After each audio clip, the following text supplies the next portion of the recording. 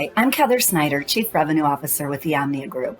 We are a partner to TALSMART in helping organizations drive excellence in sales in the IT industry. And I will be joining a group of peers at the upcoming TALSCON event on February 18th, where we will be talking about how to amplify sales during these tough times. Sales is always difficult. It's not for the timid whatsoever.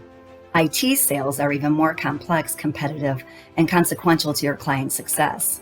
So someone in IT sales really needs to have a dynamic sales personality and a high degree of cognitive ability.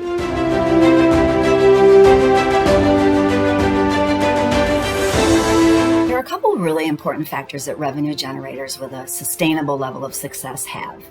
One is a degree of assertiveness. It's no doubt, everybody knows that salespeople are very assertive. They're comfortable asking for the sale. They'll take on the challenge head on. The challenge can be that sometimes assertiveness can be masked by social confidence, and you'll find underneath the surface that the person really isn't assertive at all.